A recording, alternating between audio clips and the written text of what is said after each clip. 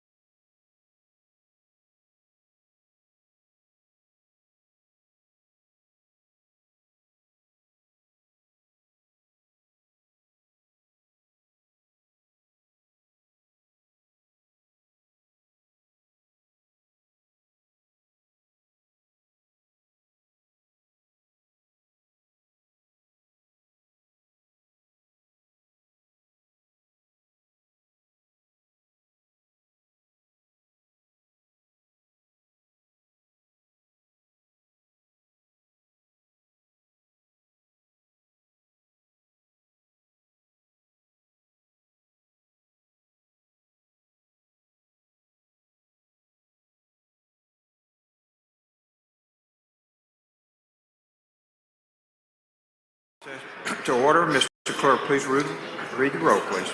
Senator Barnett, Senator Barrett, Senator Blackman, Senator Blackwell, Senator Blunt, Senator Boyd, Senator Branning, Senator Bryan, Senator Butler to 36, Senator Butler to 38, Senator Carter, Senator Kaufman, Senator Chazanall, Senator Chisholm, Senator DeBar, Senator Delano, Senator England, Senator Fillingane, Senator Frazier, Senator Harkins, Senator Hickman, Senator Hill, Senator Hobson, Senator Horn, Senator Jackson,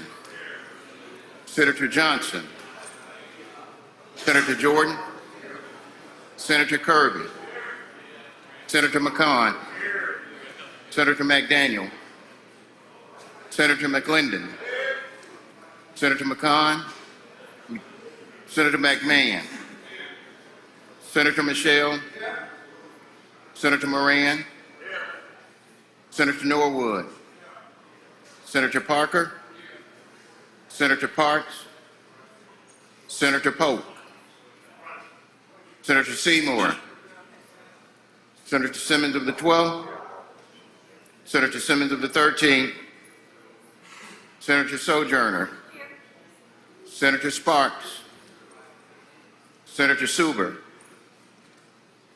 Senator Tate, Senator Thomas, Senator Thompson, Senator Turner Ford, Senator Whaley, Senator Wiggins, Senator Williams, Senator Younger.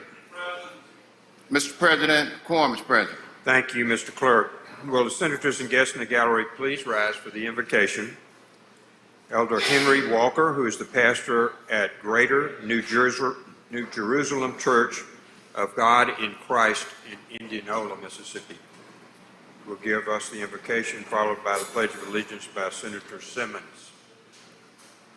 Elder Walker.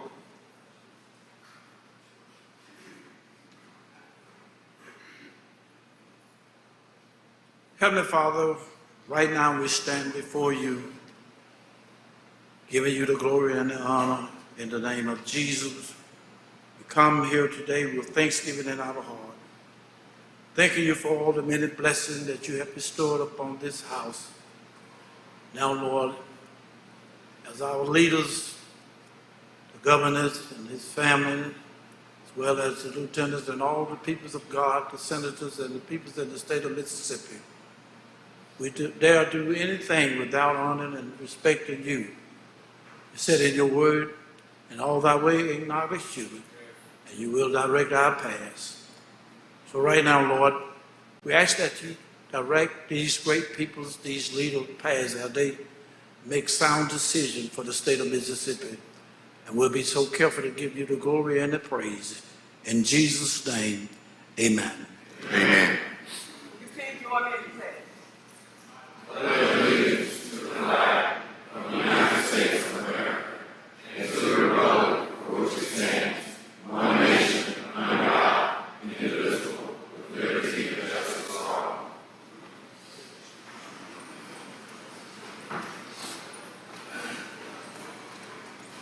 Thank you, Elder Walker. Now to the reading of the journal. Senator Polk, you're recognized. Thank you, Mr. President. I move the Senate dispense with the reading of the journal. Senator moves to dispense with the reading of the journal. All in favor signify by saying aye. Aye. Opposed, no. The ayes have it. Message and petitions, Mr. Clerk. Mr. President, there are none. Committee reports. Senator Polk, you're recognized. Thank you, Mr. President. I move the Senate dispense with the reading of the committee reports. Senator moves to dispense with the reading of the committee reports. All in favor signify by saying aye. Aye. Opposed, no. The ayes have it.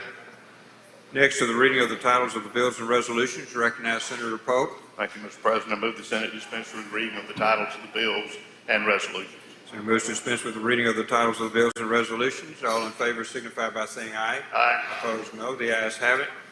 Now, introductions. Morning, Fred. Introductions. Senator Branning, you're recognized for an introduction. Thank you, Mr. President. I'd like the members to turn their attention to the West Gallery. Today, visiting, we have several members of the Mississippi Rail Association. If you could all stand up so that we can make you welcome today. We thank you for visiting the Capitol.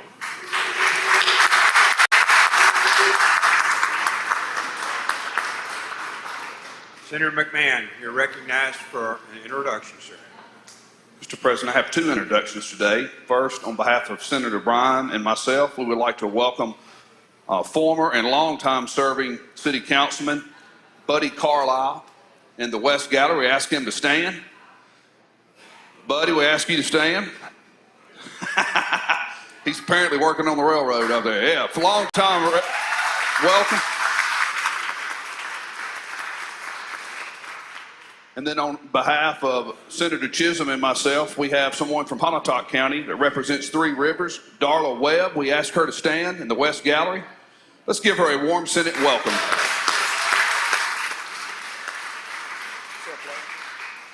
Senator Barnett, you're recognized, sir, for an introduction.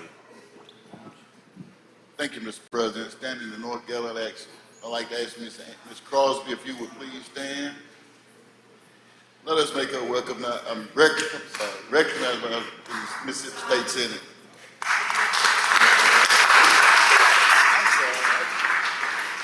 Senator Michelle, you're recognized for an introduction. Thank you, Mr. President. It's my pleasure to welcome our doctor of the day, Dr. Charles Robertson. Dr. Robertson is an anesthesiologist, and he is assistant professor at the University Medical Center program. He practices there as well. He's my neighbor in Ridgeland. And with him is Shivam Desai, a first-year med student at the Ole Miss School of Medicine. He lives in Jackson. Please join me in welcoming them to our Senate chamber. Thank you, Senator Simmons, for an introduction, ma'am. Thank you, Mr. President. In the non-smoking session, I would like to introduce two wonderful friends of mine, Elder Henry Walker and his lovely wife, Miss Sarah Walker. Ladies and gentlemen, please help me give them a warm welcome. Thank you. Senator Barrett for an introduction, sir. Thank you, Mr. President. Ladies and gentlemen of the Senate, if you would direct your attention to the North and West Galleries, we have with us the Bogachitta Junior Beta Club. If you guys would stand up. These are 6th, 7th, and 8th graders who have received their top students at Bogachitta. They've got great grades, no discipline issues, and they're leaders in their school. Also with them is their teachers, Christy Watts and Laura Livingston. If you guys would stand up as well, Senate, please give them a warm welcome.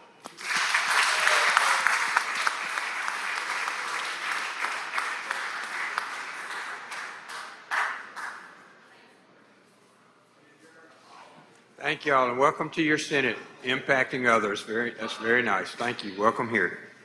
All right, Senator McCon, you're recognized. Thank you, Mr. President. I would ask in the South and West Galleries, the Forest Elementary School and Hawkins Middle School, 2nd through 8th grade gifted class, along with Catherine Wyndham, Deanna McCowan, and Miss Wade, to all stand and let your Senate make you welcome. Thank you for coming in.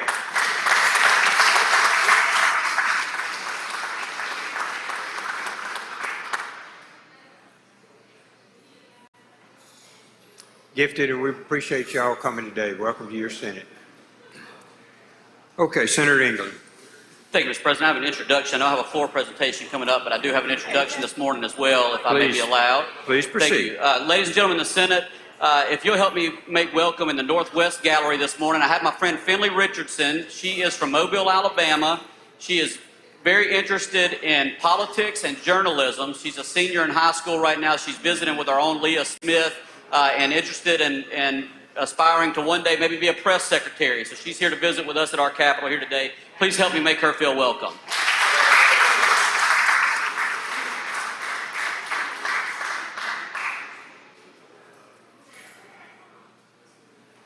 Thank you, Senator. Senator Parker has a new desk mate. You're recognized.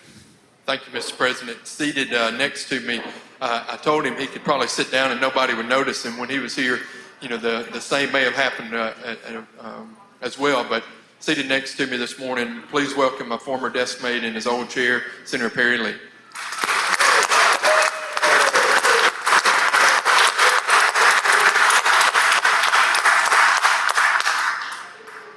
It's really good to see you. Senator Lee was instrumental in forestry and a number of other matters in Mississippi for a long time, and it's really good to have you home, Senator. Okay, Senator Hobson, for an introduction, sir.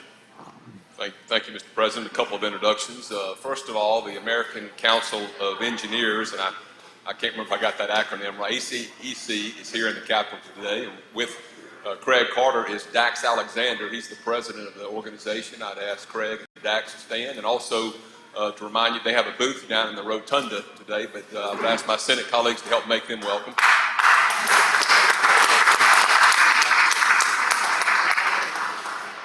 And in addition, Mr. President, I've got a good friend from Vicksburg who's here in the gallery with the Alcorn Day today, former president of the Board of Trustees of the Vicksburg Orange School District.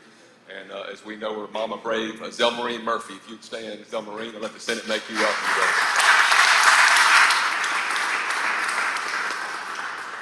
Thank you, Senator Hobson. Okay, Senator Jackson, you're recognized. Thank you, Mr. President. I'd like to ask the junior pages to come in. I'd like to introduce them.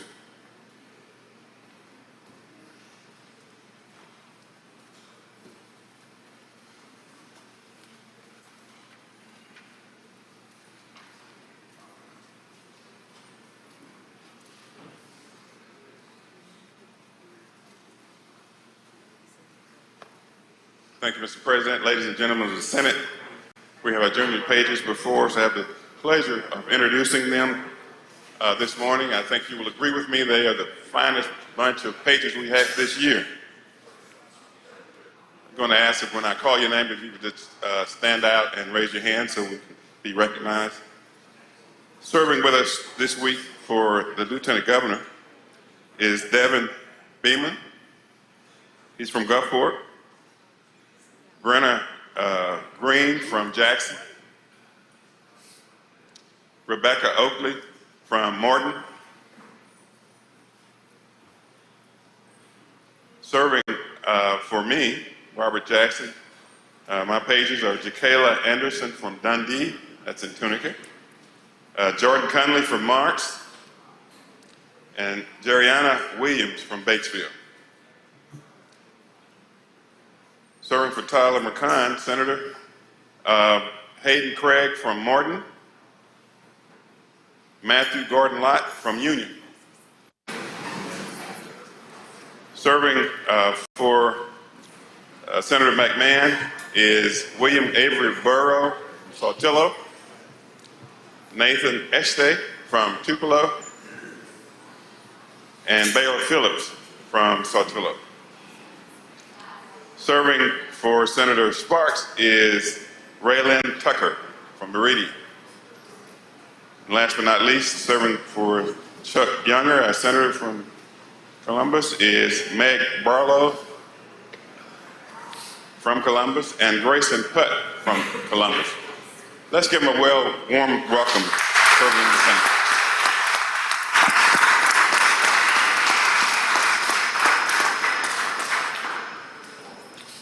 Thank you, all of you pages, for helping us so much this week. Let's give them just a second to leave.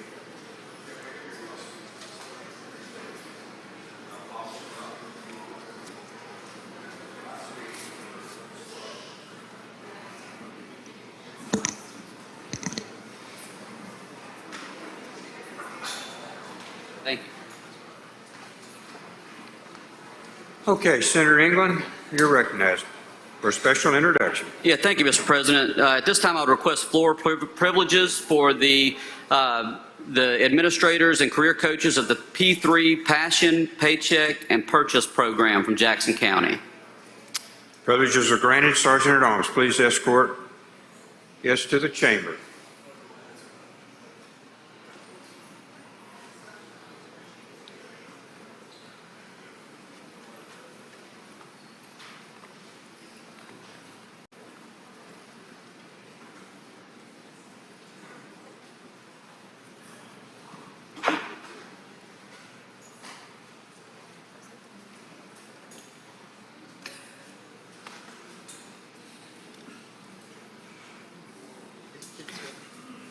Mr. President, I would ask that the clerk be allowed to read the title of Senate Resolution 35. Mr. Clerk, please read the title.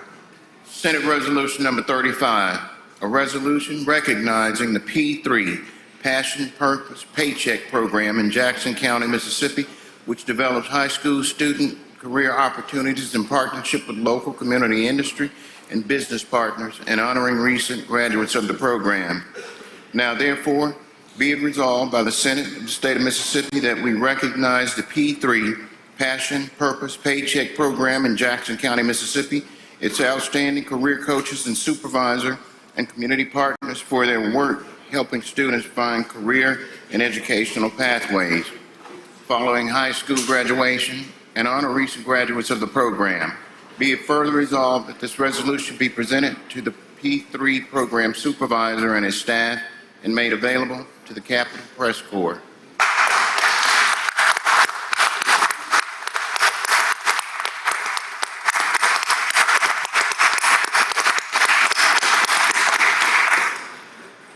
Thank you, Mr. Clerk. Thank you, Mr. President. Ladies and gentlemen of the Senate, on behalf of Senators Wiggins and Seymour and Senator Delano, I believe, is standing with us, and we also have Representative Hank Zuber from Jackson County standing up here with us. I want to thank you all and let you know that I'm so very proud to give recognition to Jackson County's P3 program this morning. As you may have heard, P3 stands for Passion, Purpose, and Paycheck. Jackson County, as many of you know, is one of our premier locations in our state for industrial and manufacturing jobs. And we're very proud of that. There's a lot of hard workers down in Jackson County. Now, while our county offers, I believe, the highest average wages in our state, just like all of your counties and your areas, we have an issue with labor market participation, labor force participation. That's been one of, I know, the Lieutenant Governor's biggest issues that he's wanted to address since he first stepped foot in this building, and it's important to all of us. P3 was created to help address that. It's a collaboration between our Jackson County Economic Development Foundation, our Jackson County Chamber of Commerce, as well as the United Way of Jackson and George counties. What this program does is it allows for career coaches to go into the classroom and find students, whether they be competing for valedictorian or maybe just ready to get out of school like so many of us were and just be finished with education and get into the workforce. These, ladies and gentlemen, help those students get into a job. Of course, P3 is the reason that's able to happen. What these career coaches do and what they're tasked with doing is finding out what these students' passion is. That's the first P, the passion.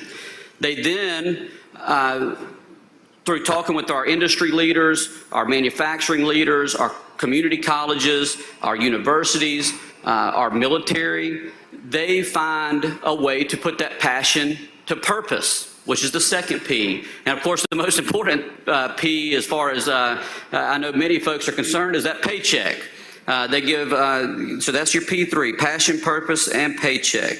Let me introduce our career coaches, then I have a short video I'd like to play for you all to show how important this program is. First, I want to introduce Mr. David Fava, who is the supervisor of the P3 program. We also have career coaches Sherelle Williams, Shonda Williams, Amanda Stubbs, Quinta Anderson, Regina Story, Kim Wiley. They are our career coaches. Now, Mr. President, if I could ask Mr. King to please play our video that I would like you all to pay attention to and see how important this process is, this program is for at least one of our students in Jackson County. He would just make these extravagant things made out of Legos, and then it just went to wood and other creations. I like building things when I was younger, growing up, kind of. So I chose the construction trade, and I really liked it at that school. And then when I transferred over here, I just did that second year. He wanted to learn. So that's the biggest thing, is wanting to learn. And he's actually going on jobs with me, do air conditioning work and do stuff there because he wanted to learn that side. He wanted to learn electrical work. He wanted to learn air conditioning work. So he wants to learn. He wants to succeed. We realized that there were some students with interest and aptitudes that were coming out in December, and they may have that desire to work for Ingalls. And through our connection and our partnership with Ingalls, they were willing to take on this December graduate hiring event, and it turned out to be such a great success. And I went into this room with the other people. They were learning how to like insulate pipes and stuff. And I went into the back and I took a written test first, knocked that out, and then went to the back and drew a door out and stuff like that. And the guy was like, "Wow, man, you know what you really know what you're doing." And I finished faster than most people and scored higher than most people. And it just felt really good. I'm a high school student coming out in December. As soon as I was done with the test, I walked into the room to do the interview. She just plain out said, "Here, you're hired. You did really good." She gave me my starting pay, maybe signed some forms, and I was good to go. He called me after his test and said that he had done really, really well out of the other kids that were there, and that they were going to start him out at the 4th entry level or the 4th level, whatever it was, and I was super excited for him. It was a big relief. He's going to be able to be a functioning member of society, because that's what you hope as far as, raising your kids, and hope that they're going out and doing what they need to do and, be responsible. I think the apprenticeship program uses the same curriculum out of the shipyard that we use here. It's really originally designed for this fact, so he can leave here and go to work. But Connor didn't go that route, so I was really surprised that he got hired on and did as well as he did without going through that program. They have all these different ways to get to kids, but we're still missing some of them. And I think that was the power of the connection with the P3 and Ingalls partnership, is finding those kids that kind of were left out. He really helped us out, and he got us to where we needed to be. He even went to the interview with us, and he helped us through the entire process, and I think it was pretty awesome. And I think that event gave other future students opportunities and making them want to go work with Ingalls, because to be 18 and get hired on the spot, that is very big. All right, thank you all for watching the video. And I want to say, a lot of times we have these presentations and we're recognizing, championship football teams or baseball teams. But I want to mention one thing that this P3 program does is they identify barriers that exist for high school seniors coming out of high school wanting to go into a career. One of those barriers that they identified that I had not thought of until they were able to put the boots on the ground and realize this, we have some high school seniors that graduate at age 17. It's tough to go get a job at 17. You have to be 18 a lot of times to even get into work. So that's just one of the barriers that these guys are identifying as they go through this. They're also teaming with our industrial leaders to identify these jobs to place these students in. This past year, the P3 High School Career Fair took place at Ingalls Shipbuilding. And I have with us here representatives of Ingalls, Mr. Jack Norris and Miss Lisa Bradley, and Lisa's son Layton, who I understand is interested in politics. So welcome to the chamber. I'm glad to have you here. But I just want to let you all know that this past year alone, through that program, they had 26 December graduates that graduated and went straight to work at Ingalls Shipbuilding. So they are now working, they're earning a paycheck, they found what they're passionate in, and hopefully we keep them there. We're keeping them there here in Mississippi. So I'm just very grateful for this. I can't express how proud I am of this program, and I want to thank all of you in here that have helped me and not only with listening to this long program, but also with hearing us out on why this program, this P3 program in Jackson County is having such success. To conclude, before I conclude, I would like to ask that P3 Supervisor, Mr. David Fava, be allowed to address the Senate briefly. Mr. Fava, you're recognized to address the Mississippi Senate. Thank you. Mr. President and members of the Senate, thank you so much for rewarding our career coaches with this moment on the Senate floor. They are the true heroes. They are the frontline warriors. They're in the trenches every day and saving the lives of each one of our students in Jackson County. I'm going to tell you about some barriers that may not have always been on the top of the list. Less than 52% of the students that go to IHLs in the state of Mississippi graduate with 4-year degrees in 6 years. if you're a career and technical student in the state of Mississippi, only about 20% of those students get the opportunity to do career and technical programming because of funding and resources. And lastly, in Jackson County, it's a 300-to-1 ratio of counselors to students. So the kids need a lot of help, and those career coaches do a great job at ensuring success for the students. And lastly, the business partnerships. I want to certainly highlight Mary Martha Henson at the Economic Development Paige Roberts at the Jackson County Chamber and T. McCovey at our United Ways. Their sphere of influence becomes ours. And the highlighting the success at our Ingalls December hiring event, that only happens through contacts that we make through the triumvirate. So thank you again for recognizing the hard work and dedication of the career coaches in Jackson County. Thank you.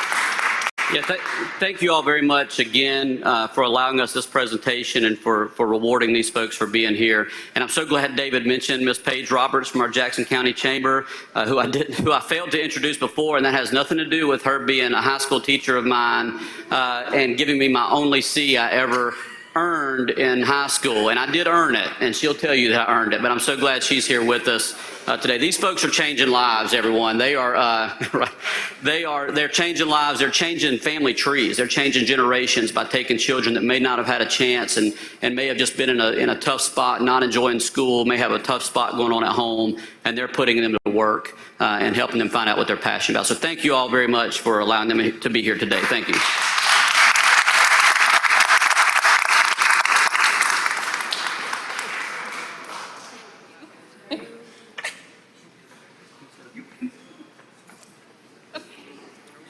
Yeah, come on, y'all come on.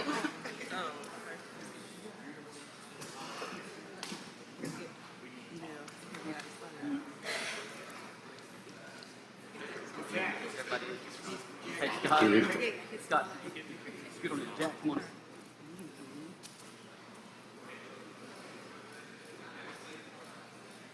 That's great. Thank you.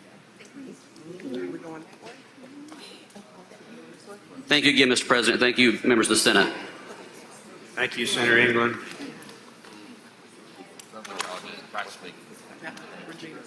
Good to see you.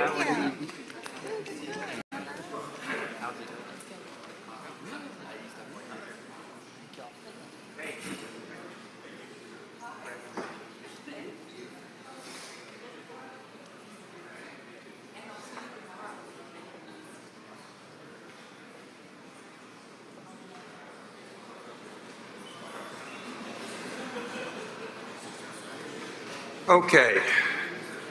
Senator Butler, for what purpose, sir? Mr. President, I would like permission to approach the well to make an introduction. Please proceed.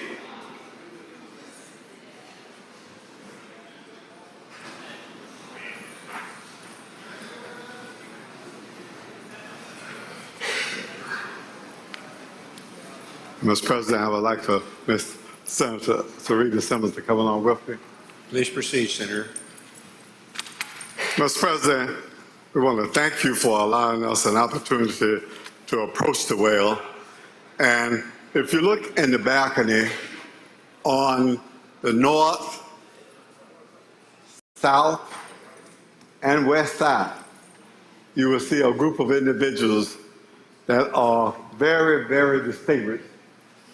Individuals representing Alcorn State University. Now, I'd like for all of them to stand so that you may be able to see them.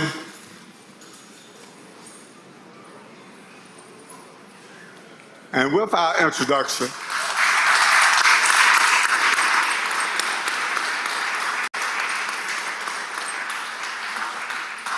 we want you to know that today is Purple and Gold Day. And we are here to let you know how proud we are of the Mississippi legislature. In here we have our president of Alcorn State University, Dr. Felicia Nave, and her staff.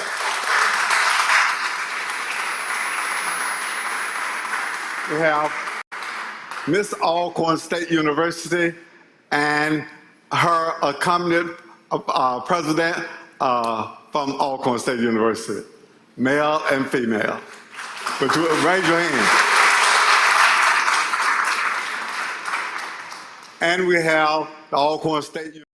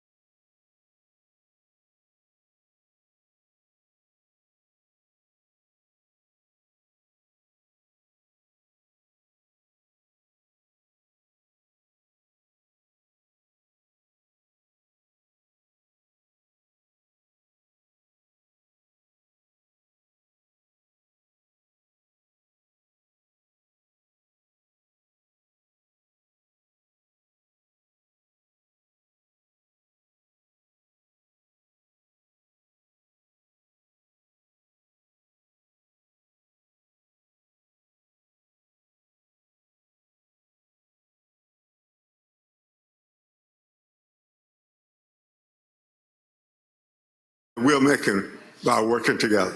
Thank you very much for this opportunity.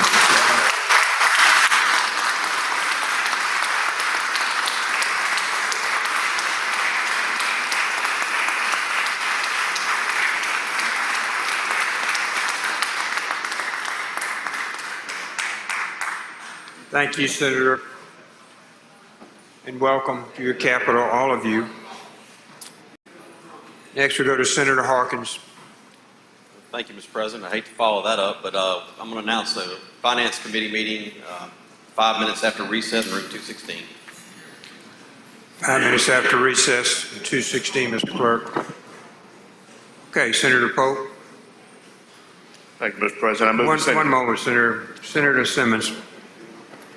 Special introduction out of order, Mr. President. Please proceed. Thank you, Mr. President. I just didn't want to miss this opportunity. From Greenville, in the crowd with Alcorn, we have Miss Junior, Jillian Mills, Miss Sophomore, Nia Robinson, and Jamelda Fulton and Evelyn Murray. And I just want them to make them feel welcome. Thank you. Thank you.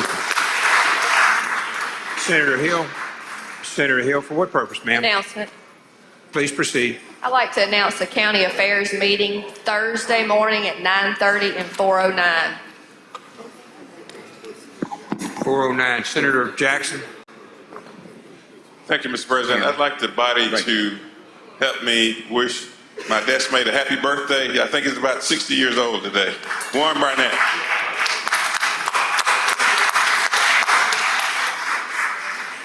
Happy birthday, Senator. Senator Hobson, we're coming to you, Senator Pope. 1 second. Senator Hobson. Thank you, Mr. President. Just wanted to announce the Vicksburg Warren School District choirs will be performing in the rotunda at lunchtime today.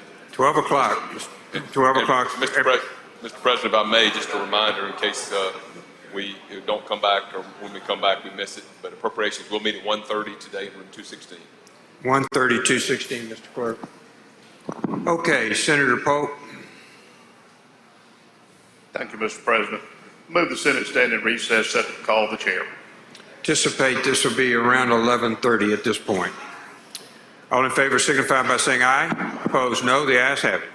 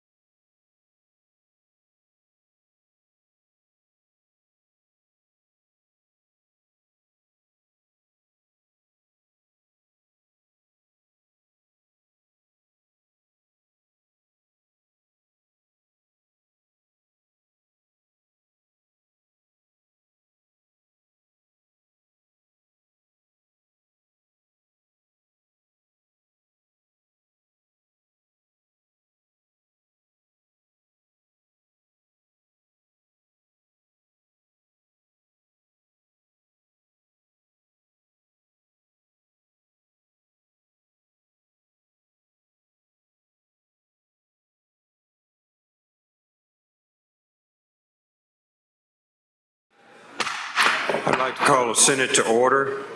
Chairman Harkins. Senator Harkins, you're number one on the calendar today.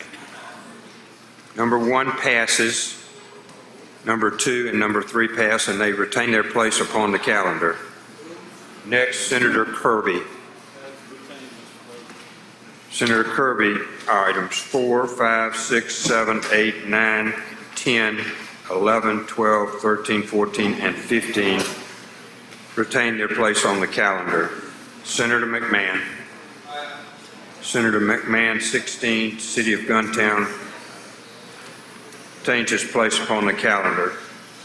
Senator Hobson. Senator Hobson. Pass and retain his place on the calendar. Chairman Fillingane. Chairman Fillingane is recognized. Thank you, Mr. President. I'd like to go to item 18, called up and have the title read. Mr. Clerk, please read the title. House Bill number 1125, Regulate Experimental Adolescent Procedures, REAP Act, create to regulate transgender procedures and surgery. I made the usual motion. Senator makes the usual motion. All in favor signify by saying aye. Aye. Opposed, no. The ayes have it. Please proceed, Senator. Thank you, Mr. President. I'll briefly go over the various sections of the bill and then certainly take any questions at the end, but hopefully I can answer some of your questions as we go through. So Section 1 is the title of the act, which you've just heard read by the clerk. Section 2 gets into the definitions of the various terms used throughout the bill, and some of them are, I think, quite important. So on lines 47 through 53, it defines cross-sex hormones, meaning testosterone given to females or estrogen given to males. Lines 56 through 77 identifies what gender reassignment surgery is, and that, of course, is the medical or surgical services which change or remove physical anatomical features, excluding circumcision, which are typical for the individual's born sex. And then lines 83 through 110 define gender transition services. Now, these include the following: prescribing puberty blocking drugs, the cross-sex hormones, and gender reassignment surgeries. So this section does specifically exclude procedures related to medically verifiable disorders. So we cover that, the hermaphrodite situation that some people may ask about. Also procedures that are just necessary. So if you have cancer and you need a surgery to remove a cancerous breast or a lump in the breast, of course those are medically required at any age that those situations occur, and this bill would not affect that at all.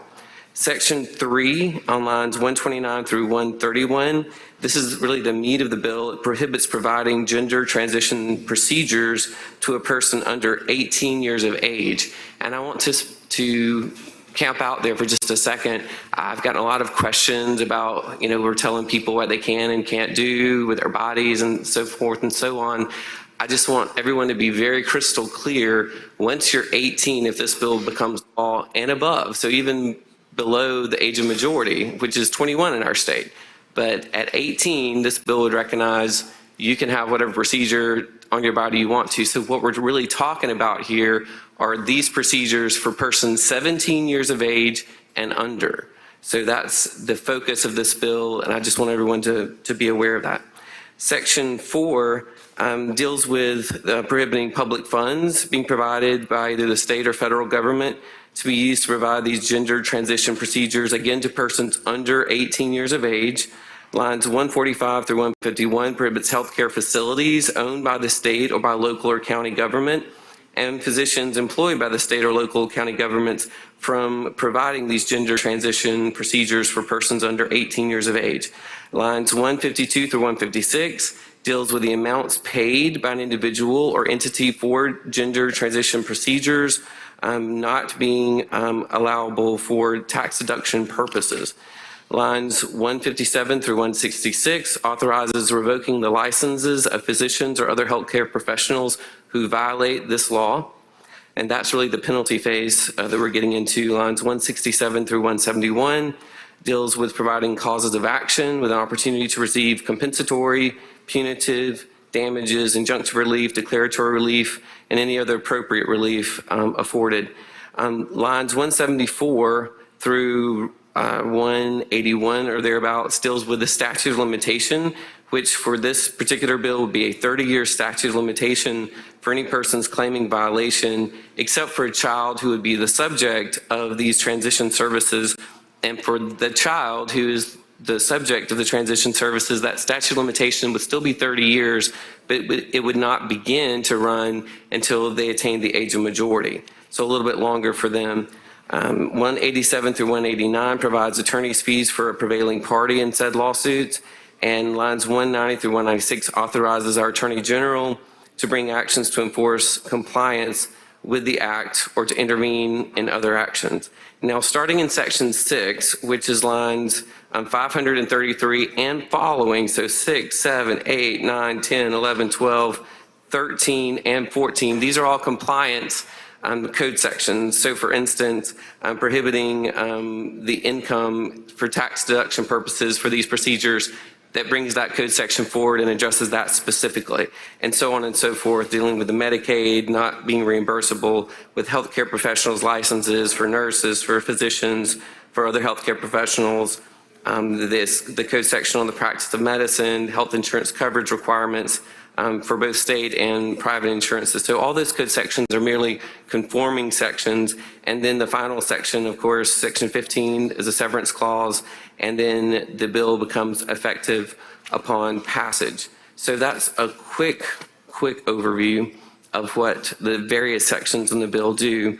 I did want to, again, point out on lines 83 through 90, this is really the heart of the bill. And I mean, you can read it for yourself, but it states specifically, this is what cannot happen. And so we may get a lot of questions. I'm happy to answer them all as best I can, but does this cover this or does this cover that? What this covers is the following. Gender transition procedures means any of the following medical or surgical services performed for the purpose of assisting an individual with a gender transition. Meaning you were born a male and you're trying to become a female. You're born a female and you're trying to become a male. That's what we're talking about. Specifically line 86, prescribing or administering puberty blocking drugs.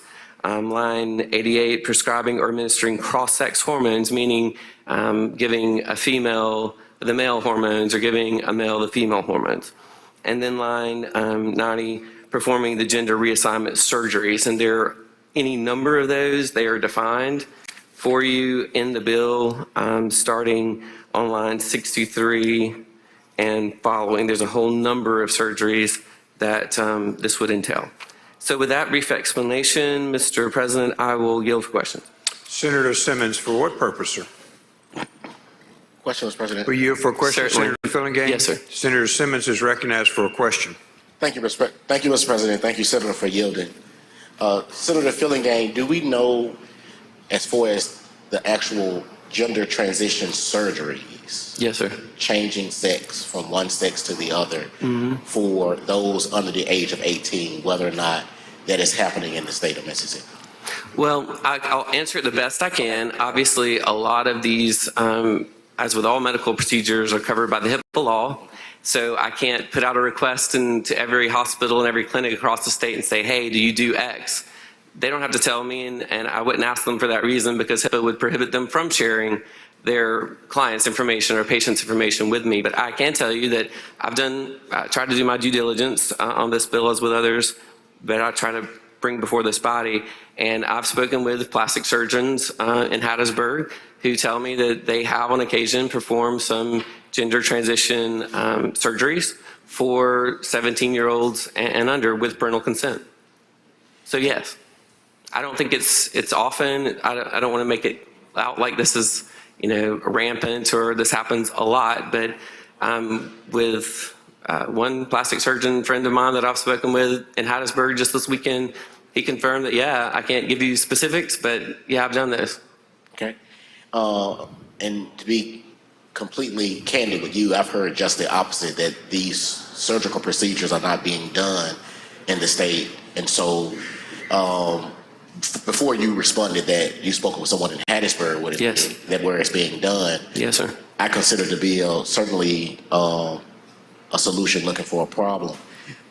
Let me ask you specifically about the medical aspect of it, starting in lines 83 through 90 that you said. Yes, sir.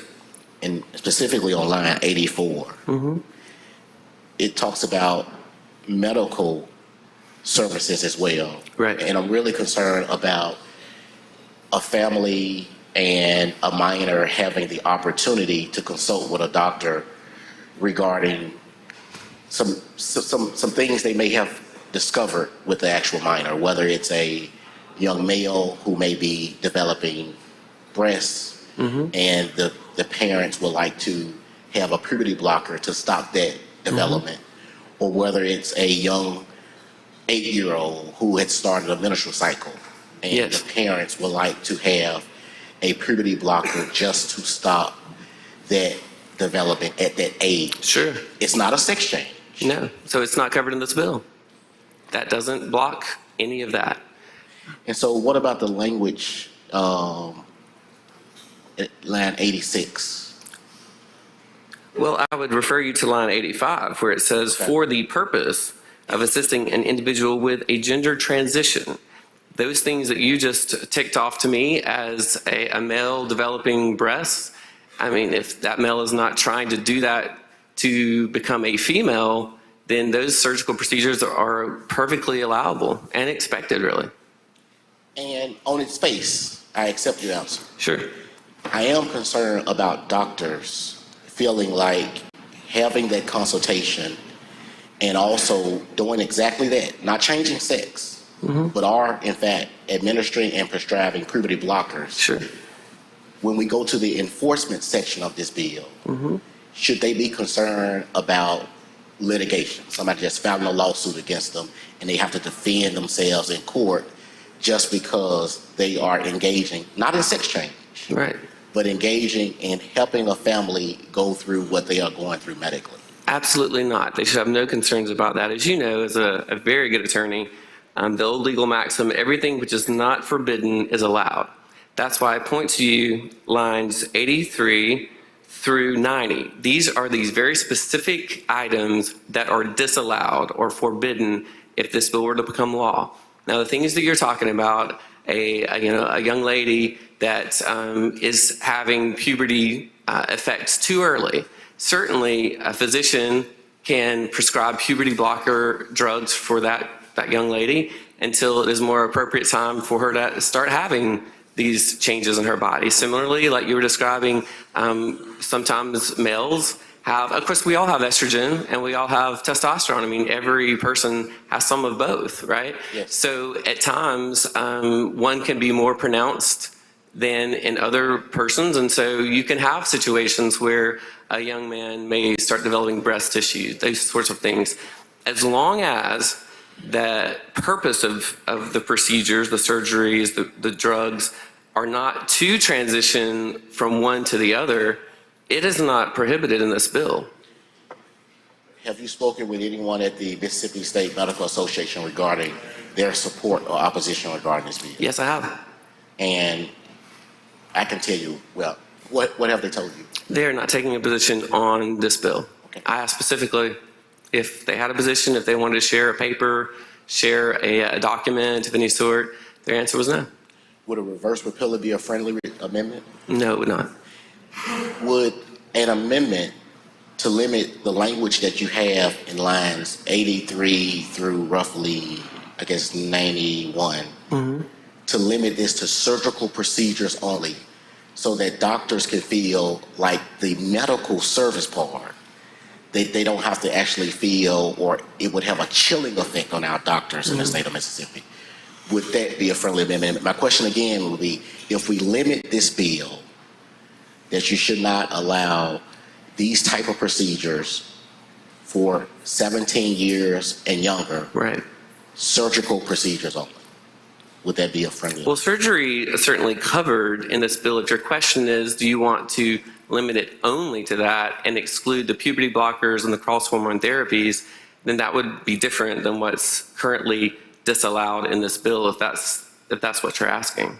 Would that be a friendly amendment? I don't think so. But of course, I don't speak for the 52 people here. You speak for yourself, okay? I only speak for Joey. Thank you so much for your Yes, sir. Thank you, Mr. President.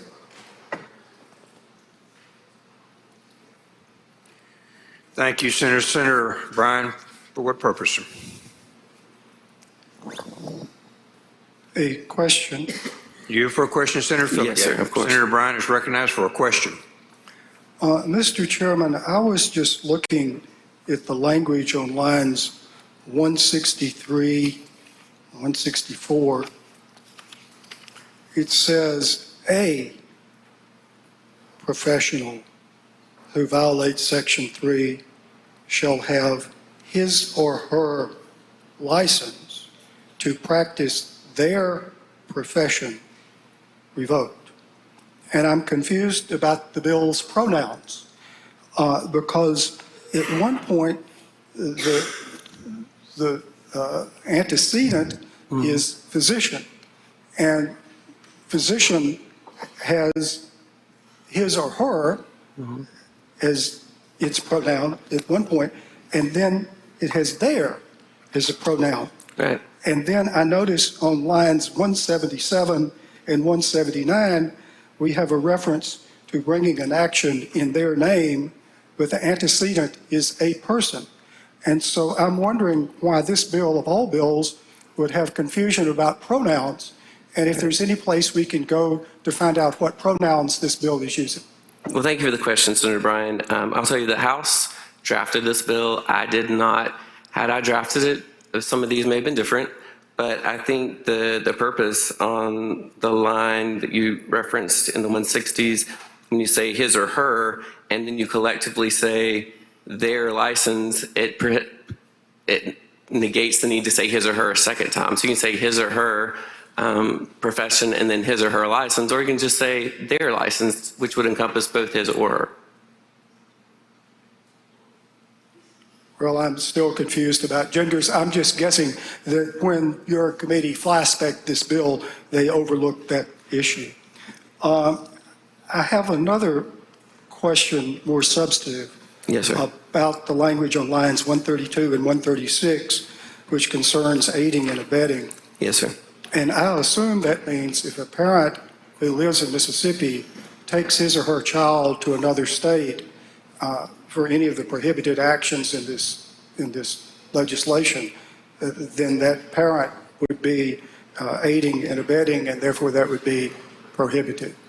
I disagree. I think what it refers to is if there is a nurse, for instance, who is aware their doctor is going forward in Mississippi with one of these gender transition surgeries, he or she knows about that and doesn't do anything to stop that, then they in fact are aiding and abetting the techs, the nurses, anyone who's aware of that. What goes on outside of our state boundaries, of course, we can't control with our state legislation.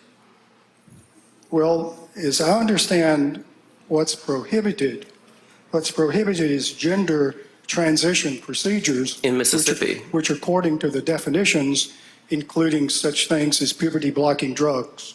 In Mississippi, yes. Okay. And so since you're going to prohibit that, then why is it not the case that someone who takes a child to another state for puberty blocking drugs wouldn't be aiding and abetting that procedure? It seems to me it's within the clear language of the bill. Well, similar to when you carry your child who is underage in Mississippi to have an abortion in New Orleans or Mobile or someplace like that, we can't stop you as a parent or a friend from doing that. And you may be aiding and abetting in that sense, but that's not something covered by our state law. We only control what happens within the confines of the state of Mississippi.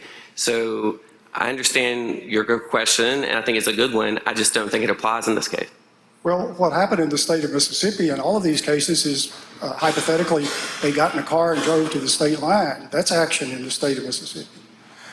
At any rate, if what I'm describing is not prohibited by the bill, right, do you see any harm in having a sentence on, or a subsection 3, or however one would draft it, which simply says that going to another state is not prohibited, although someone would need to write that in a more technical language. I understand that there are a lot of people, a lot of groups that would love to see this bill amended in any way. A comma, a word, anything to get this on to conference so that they can attempt to change it significantly, to gut it, to kill it ultimately. Now, I'm going to be honest with you. I don't think the question you asked is applicable in this bill, and certainly I would oppose any amendment to add anything to this bill for that purpose. Just so I clearly understand, there's something about this bill that not one word can be changed for the terror of conference, or even worse, I suppose, the House concurring. And for that reason, you will oppose any change to the bill. I will oppose any change that's not necessary to this bill. Well, I apologize for taking up your time and the Senate's time. I will not take up any more time by engaging in debate. Thank you. Happy to answer any questions, Senator Bryan. Thank you. Senator Hickman. For what purpose, sir? Question, Mr. President. Are you for a question, Senator? Certainly. Senator Hickman is recognized for a question. Just a couple of questions. One, this bill gives a 30-year statute of limitations for any procedure conducted under this act. Is that correct? Yes, sir. So I guess as a doctor, should a doctor in Mississippi who prescribes, say, a puberty blocker for a medically necessary reason, then be concerned that a child who was 6 and who may have needed this for another medically necessary reason now reaches the age of majority and said, my parents and doctors were trying to take me through a transgender process, and then coming and suing the doctor for providing the medically necessary surgery? Should a doctor be concerned that this is going to happen? Absolutely not, unless the reason for the prescription was, in fact, for gender transition surgery, then they should be concerned about that, yeah. But does this, in fact, provide a cause of action for something like that to happen? No. Okay, so they wouldn't have a cause of action or be able to sue the doctor, whether it's emeritus or not. Would they be able to sue the doctor under circumstances such as that? Anybody can sue anybody for anything. So if you're asking me, should any of us be concerned that we might be sued later on today for anything? I mean, sure. I mean, we live in a very litigious society, and I hate that that's the case. But if you're asking, should they legitimately be concerned that based on the passage of this bill and the language contained therein, that they will be found to have done something incorrect or illegal even? The answer is no. So should a doctor be concerned that their medical malpractice insurance, a doctor who prescribes some of these procedures for medically necessary reasons, should they now be concerned that their medical malpractice insurance goes up? Because it provides a very broad cause of action, but also provides that anybody can have these causes of action, and then it gives a 30-year statute of limitations. It does give a 30-year statute of limitations, only though covering what is prohibited in this bill. And what you're describing is not prohibited in this bill. I'll refer you back again to lines 83 through 90. Those are the lines that contain the prescribed actions that people in the medical profession should steer clear of. As long as they steer clear of these things, there's no need for concern. And are these things that are already outlined in the medical standards, or are these things that doctors should already not be doing anyway? That's a great question, and that's the reason I reached out to the Medical Association. That's the reason I spoke with a local physician who I know in Hattiesburg. They assure me that it's not typical at all to have surgeries to cut on underage people and remove body parts, and to then give prostheses that are not natural to that body. That is not something that is within the medically accepted standard of care. And again, this is why I've also sent out amongst the membership an article from Mississippi Today that talks about our own state division of Medicaid, which has followed Florida wherein they state that it's not a safe and effective treatment for the issue of gender dysphoria. For these transgender children, there's not enough medical literature to support that this is a safe and effective treatment for the gender dysphoria. So I think if you're wanting to follow the science, I think at best the science is contested and unclear as to whether this is in fact something that actually helps children. And I'll be very clear here. A large percentage of what you're saying, I don't disagree with. But what I'm talking about is in a state that already has a physician shortage, I'm trying to figure out why are we codifying something that is not the medical standard of care, that does not happen in a huge amount of instances, which now creates broad and long-lasting causes of action that could, anybody who practices understands how malpractice insurance works, that could cause doctors to have an extra fees because they provide medically necessary care, because now this comes with the option. As you just said, anybody can sue anybody. And so now we're creating a cause of action that anybody can sue doctors. And it's not just the child, it's anybody can sue these doctors for anything. And so you've opened up so many avenues that doctors can then be sued. And so that is where I am. I'm not arguing with you that many of these things should not be happening, but I am saying they are not happening because they're not even the medical standard of care. So I guess my question is this a state that's going to allow doctors to practice what they do, or are we not? Well, we certainly set out parameters for what is an acceptable standards of care and what is not. And what this bill, if passed, would do is to merely lay out very, very simply 3 things that doctors would not be able to do on persons 17 years of age and under. And that would be prescribing, administering puberty blocking drugs for those who are attempting to transition their gender, to prescribe or administer cross-sex therapy hormones for those who are trying to gender transition, or to perform gender reassignment surgeries. Those are the 3 things that our medical friends would not be able to do. And again, I totally understand that, and a lot of it, I actually agree with you on. There are some parts of this bill that give me great pause, but I guess my next question is, what does this do regarding mental health professionals? How are they affected, or how are mental health treatments affected by this particular bill? They're not affected at all. And I think, thank you for asking that question, because there is no prohibition for individuals seeking mental health care. We encourage that. We ought to encourage that. And I personally do encourage that. This bill does not say anywhere in it, I'd defy anyone to show me a line where it says mental health care cannot or should not even be provided. And so with this, though, I think the bill does say something to the extent of, I guess it could in some ways be interpreted that you shouldn't provide any medical services that relate to a gender transition. And I think that's the crux of the bill within itself. And so while we are codifying causes of action that are already not the medical standard, we are codifying causes of actions.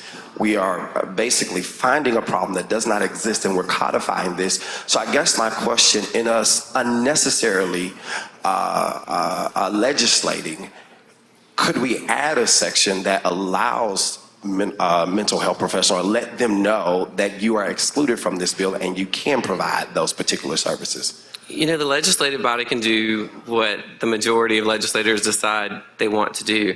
Is it necessary for this bill? No, in my opinion, because it's not prohibited in the first place. I understand. I agree with you on a lot.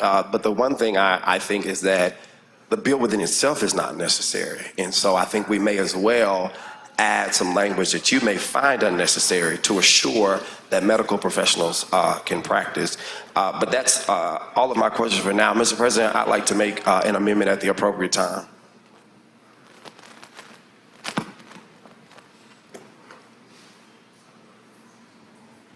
Thank you, Senator Hickman. Senator Wiggins, for what purpose?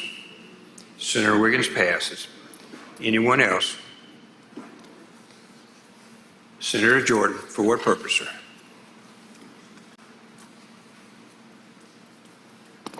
Thank you, Mr. President. Mr. Chairman. Yes, sir. You're recognized for a question, Senator Yes, Jordan. I don't understand, Mr. Chairman, why we are dealing with something like this when biblical history teach God made man and woman. Right. And it gave them both a set of organs to replenish the earth. Right. Why is this before us, and why is this, this is a hormonal type of thing, hormones. Why would any professional want to get involved in something like this when biblical history teaches against it? You know, Senator Jordan, I find myself more and more agreeing more and more with you this session. Well, it's written. You don't have to agree with it. It's written for all of us to read. Yes. Who can and will. Why are we trying to dignify or change God's order? Well, that's what's happening in certain clinics in our state. And so this law would prohibit that for persons 17 years of age or younger. There's a clinic in Hattiesburg, for instance, named the Spectrum Clinic. I visited with them, the owners, the operators of that clinic, just yesterday afternoon at length. Very nice people, I think very well-meaning, very well-intentioned people, but we have a very different worldview. They believe that for transgender children, they ought to be able to prescribe puberty-blocking drugs. These are drugs that keep young boys from developing in ways that young boys would become men. Similarly, it prohibits young ladies from developing in ways that ladies develop. It stops the process. And then what they do after stopping the natural hormone production, they then administer cross-hormone therapy, which is for little boys, giving them lots of doses of estrogen so that they grow breasts. They do things that are not natural. And that's what we're trying to prohibit in this particular bill. So I'm totally confused on why it's before us when God has already spoken what we ought to be. It is to stop that from happening. Thank you. Thank you.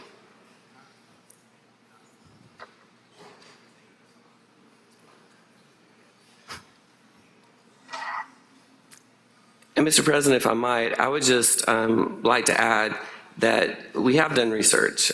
Data suggests that 82% of transgender individuals have considered killing themselves, and 40% have attempted suicide. So that's a very serious problem. And that's why I would not bring a bill before you if I in any way felt like that mental health would be affected in a negative way. We encourage people to seek out mental help, to seek pastoral help, to talk with their church leaders, with their families, and to reach out. We love people. We don't hate people. And we want them to be well. We want them to be healthy. We want them to seek the help they need. But as Senator Jordan so eloquently pointed out, these are unnatural things that are being done in our state. And I wish this bill wasn't before us. I wish I wasn't up here talking about this bill. But there are instances where surgeries are taking place in our state. There are lots of instances where hormones are being given to the opposite sex to try to make bodies do things that God did not intend for those bodies to do. So that's why this bill is before us, and I'm, again, happy to answer any questions. Senator Simmons, for what purpose, sir? Question, Mr. President. Are you for a question, Senator Game? Senator Simmons is recognized for a question. Thank you, Mr. President. Thank you, Mr. Chairman, for yielding. Yes. Does this bill cover nose jobs? I'm sorry? Nose jobs, like if I actually wanted to change my nose. No. I mean, I like your nose. I wouldn't change it if I were you. And should a doctor who, if I decided to go to a doctor for plastic surgery and I wanted to change some of my features, right? Should that doctor be concerned with a 30-year statute of limitation that my wife or another one of my family members may sue them because They said based off their perception of my new facial features, they tried to change me from Derek to Derica. Now, if the purpose of the surgery, number one, you wouldn't qualify because even though that wasn't my purpose. You look very young, you're not 17 or younger. So it only applies to persons 17 years of age or younger.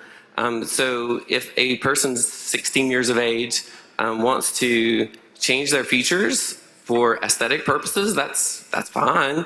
I would suggest in many instances, and I think doctors will tell you, that until you reach a certain age, you shouldn't be doing these things for any reason because you're not fully developed. And if you do it prematurely, you're going to cause yourself problems later on until you are fully developed.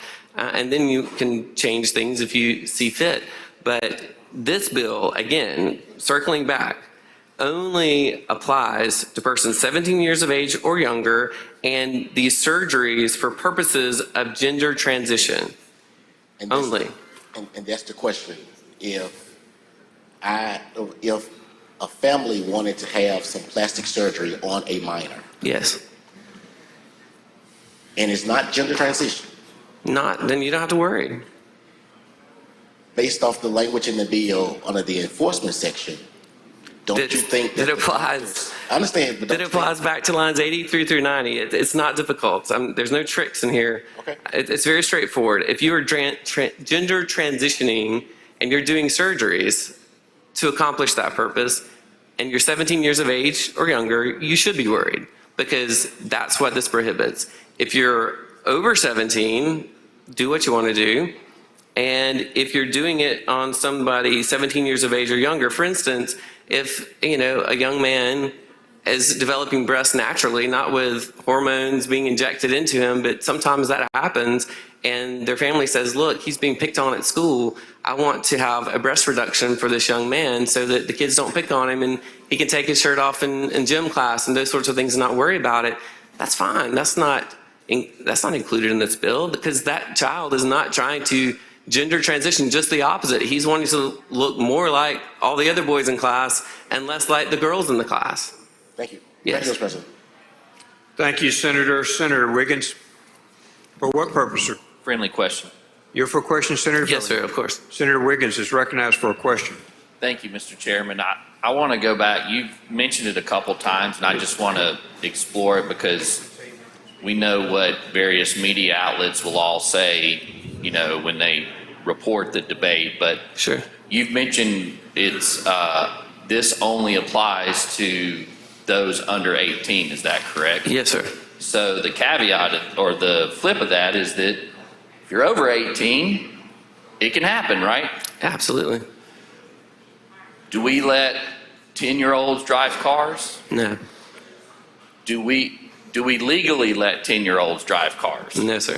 Do we, I remember us having debate on a tanning bed where we debated about minors having, because it causes cancer. Do you remember that? I do. So,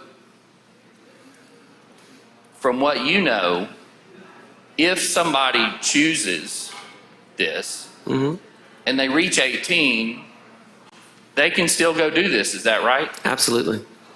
So this bill that's before us is in line with the things that the legislature makes decisions on. Is that right? Yes, and in fact, it's a little more generous in that way because, as you know, most of our laws apply to people as adults at the age of 21 and older. So if we were to apply that same standard, this is actually less restrictive. There had been some discussion of applying this up until age 21, and the decision obviously was made no, we're just going to say 17 and under, so that at 18, I guess you graduate from high school and you start doing what you want to do on your own. That's the age at which this bill applies, not at 21. We don't let those under 18 go gamble in our casinos, do we? No, sir. We've decided that you're eligible for the military at 18, but not at 12. Is that right? Correct. So we make the decision about what the proper time is when the maturity kicks in, so to speak. Yes, sir. And so this is not unusual No. And when you're talking about the surgery part of this, Yes. that is irreversible, is it not? In many instances, yes, sir. And when you're a parent, you love your child and you want to do everything for your child, correct? Of course. But sometimes the public policy of a state has been decided because that's what's in the best interest of the children in this case. And we've done that in previous cases. Absolutely. And as you know, the only two drugs that this bill prohibits are the puberty blockers and the cross hormone therapies. There are a plethora of other drugs that psychologists and psychiatrists and healthcare professionals can and do prescribe for people dealing with this type of issue, with dysphoria, gender dysphoria. So none of those are prohibited. Prescribe away. We're just saying when you start altering the body, the physical nature of the body, in many instances in an irreversible way, for a minor, for someone 17 years of age and younger, that's serious. And the state policy, if this bill becomes law, would be to not allow that. And sometimes you just need to take a pause and think about these things. And what we're saying with this bill is let's just take a pause. Mm-hmm. And if you get there at 18 years old and you've made those decisions and you've met with your doctor and you've done that, then that is your choice to go forward and do that. Is that not what we've done with this? That's true. And in most of these instances, as you know, and others, these types of procedures are typically years in the making. You don't just decide one day, I want to transition from this to that and go and do it. There are years of visits with your psychiatrist and psychologist to make sure, again, this is not some knee-jerk reaction to something, to some external stimuli that you're getting, that this is truly what you need. By the time that happens, in almost all cases, these persons are beyond 18 anyway. So we're only prescribing the very dramatic types of procedures that would be taking place at a very early age, 17 years of age and younger here. Thank you for your work. Thank you, Senator Wiggins. Senator Hickman, for what purpose, sir? I think he may have left the room. I was going to introduce my predecessor who was in the chamber just a moment ago. But, he's in the back. Oh, there he is. Bryan. Okay, so Senator Samson Jackson has joined us today. His former colleagues, please make him feel welcome back to the Mississippi Senate.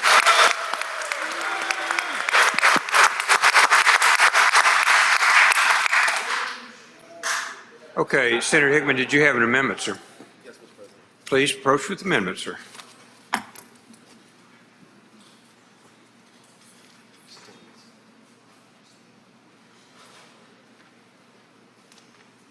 One moment. Okay, Senator, we're ready.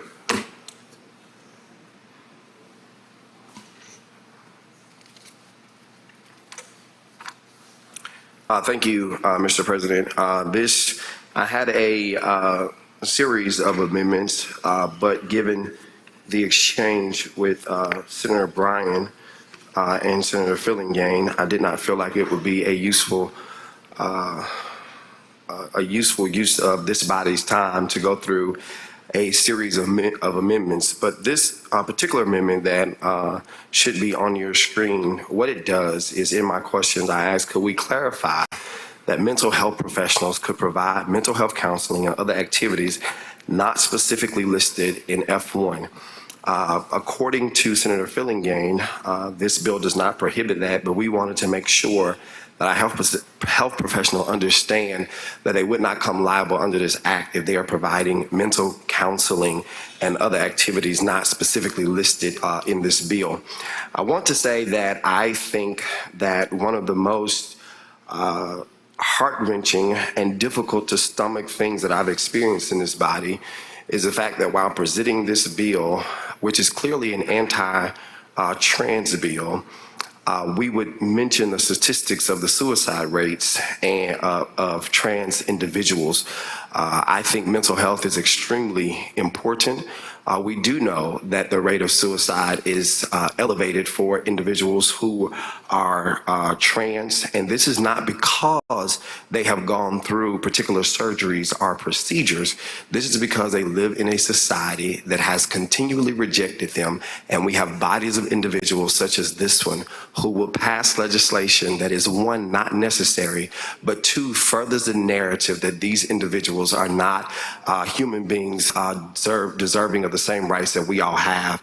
And so that is the reason why there's such a high suicide rate among the trans community. And that is why it's important that while the surgeries, I don't agree that people under the age of 18 should be having surgeries. We all can agree on that point. But I do think we need to make it clear that we can provide the necessary mental help that individuals need who are living a trans life. And so with that, Mr. President, I'll take any questions if there are any, but I move for adoption of this amendment. Questions on the amendment? Senator Fillingane, you're 1 second. Senator Jordan, for what purpose, sir? You're recognized for a question, Senator Jordan. Thank you, Mr. President. Senator, are you basing this on individuals being rejected? Well, this, Senator, this amendment would just clarify that individuals who are trans and who are under the age of 18 could still receive mental health and mental counseling. That's all it does. See that they receive mental counseling. Without offending the bill that's before us. Without offending the bill before us? Yes, without being held liable under the bill that we have before us. And that's what your amendment does? Yes. Thank you, Senator Jordan. Senator Fillingane. For a question. You here for a question, Senator? Yes, Mr. President. Senator Fillingane is recognized for a question. Thank you, Mr. President. Thank you, Mr. Chairman. Question on your amendment, would this also allow those mental health professionals to prescribe puberty blocking drugs and cross-hormonal therapies? No, it says that it would allow them to provide mental health counseling, other activities not specifically listed in F1. So it would not allow them to prescribe any of those drugs. It would just allow them to provide the necessary mental health counseling. Thank you. Thank you, Senator Fillingane. Senator Hill, for what purpose, ma'am? Question. Are you for a question, Senator? Yes, Senator Mr. Hill President. is recognized for a question. What are other activities on that second line, line 6? Mental health counseling, therapy, anything that's not listed already in the bill. Thank you, Senator Hill. Other questions? Senator Fillingane, you're recognized on the amendment. Thank you, Mr. President, and thank you, Senator Hickman. This amendment, I'm sure well-meaning, is unnecessary. As we discussed earlier, under several different lines of questioning, this activity, mental health care counseling, is not prohibited in this legislation. It's not prohibited at all. In fact, I encourage that. People should seek mental health therapy. But in a situation where you're not prohibiting something in a bill, there's no need to have an amendment saying that that non-prohibited activity can take place. So I believe it's unnecessary, and I would ask you to oppose it. Thank you. Ready on your motion, Senator Hickman. Mr. President, I move that we adopt the amendment by use of a roll call vote. Need 6 or more. 1, 2. We have 6. Mr. Clerk, please call the roll. This is on the amendment. Barnett. Barrett. No. Blackman. Blackwell. No. Blunt. Aye. Boyd. Branning. Bryan. Aye. Butler to 36. Aye. Butler to 38. Aye. Carter. Kaufman. Chazanall. Chisholm. DeBar. Delano. England. Fillingane. Frazier. Harkins. Hickman. Hill. Hobson. Horn. Jackson. Johnson. Jordan. Kirby. McCon. McDaniel. McClendon. McMahon. Michelle. Moran. Norwood. Parker. Parks. Polk. Seymour. Simmons of the 12th. Simmons of the 13th. Sojourner. Sparks. Suber. Tate. Thomas. Thompson. Turner Ford. Whaley. Wiggins. Williams. Younger.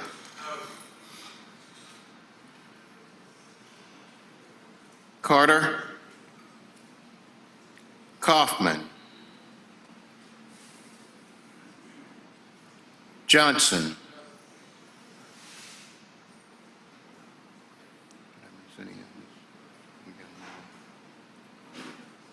Williams. Voting yes or yay. Barnett, Blackman, Blunt, Bryan, Butler of the 36, Butler of the 38, Frazier, Hickman, Horn, Jackson, Norwood, Simmons of the 12th, Simmons of the 13th, Thomas, and Turner Ford.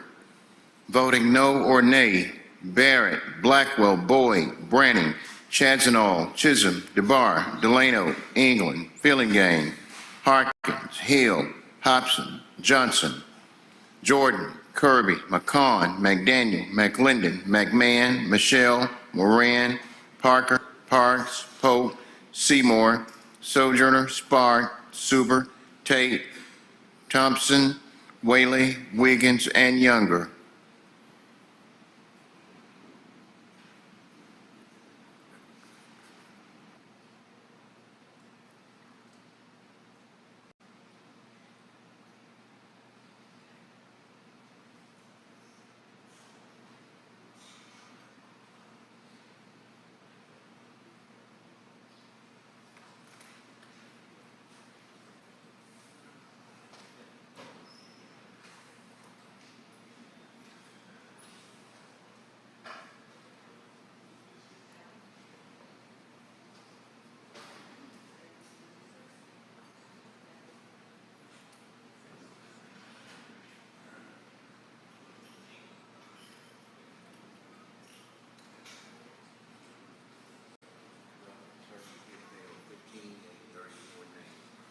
Amendment fails, 15 yea, 34 nay. Mr. Senator Finnegan, we're back on the bill. If there are no other questions, I'll move adoption by to the morning roll call. Use of morning roll call has been requested. Anyone object to that procedure?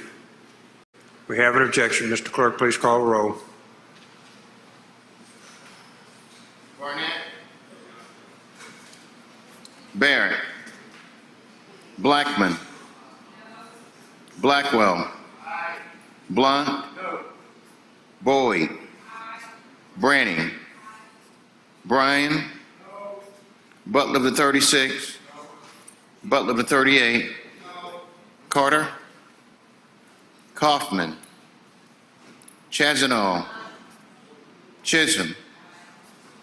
DeBar. Delano. England. Fillingham. Frazier.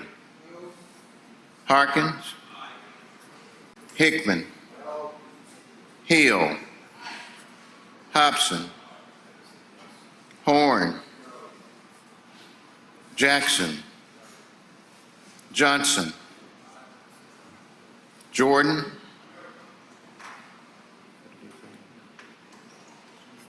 Kirby. McCon. McDaniel. McClendon. McMahon. Michelle. Moran. Norwood. Parker, Parks, Polk, Seymour, Simmons of the 12th, Simmons of the 13th, Sojourner, Sparks, Suber, Tate, Thomas, Thompson, Turner Ford, Whaley, Wiggins, Williams, Younger, Barrett, Carter, Kaufman, Hobson,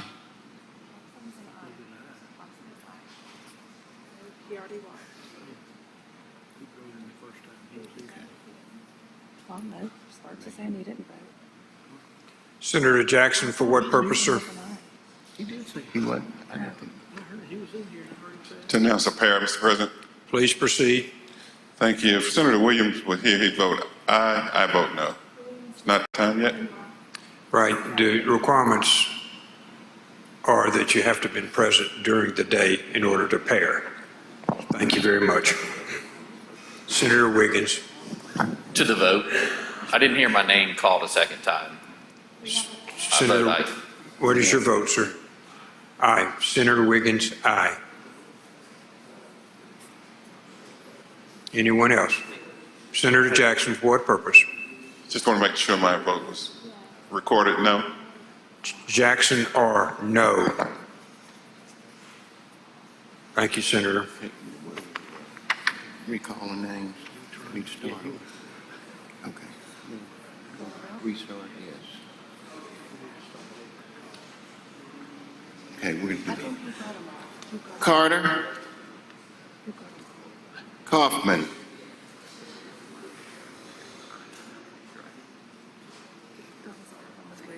that's it, okay. Okay. Voting yes or yay. Barrett, Blackwell, Boyd, Branning, Chazanall, Chisholm, DeBar, Delano, England, Billingham, Harkins, Hill, Hobson, Johnson, Kirby, McCohen, McDaniel, McClendon, McMahon, Michelle, Moran, Parker, Parks, Pope, Seymour, Sojourner, Sparks, Suber, Tate, Thompson, Whaley, Wiggins, and Younger. Voting no or nay, Barnett, Blackman, Blunt, Bryan, Butler of the 36, Butler of the 38, Frazier, Hickman, Horn, Jackson, Jordan, Norwood, Simmons of the 12th, Simmons of the 13th, and Thomas. Voting present, Turner Ford.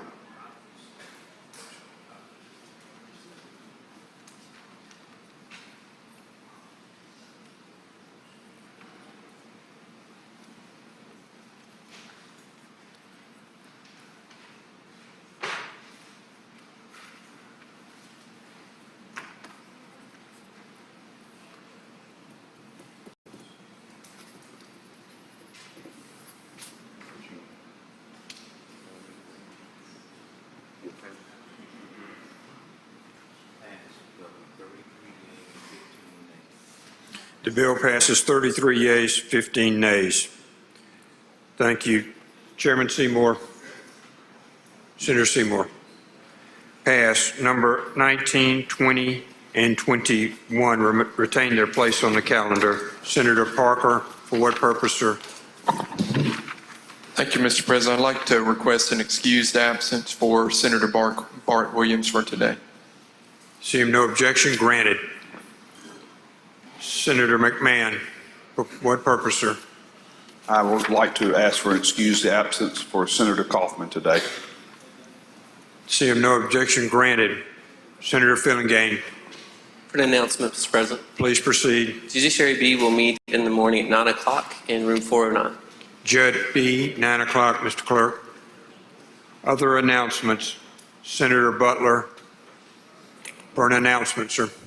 Yes, Mr. President. Lunch will be provided for legislative members in room 202. on behalf of Alcorn State University.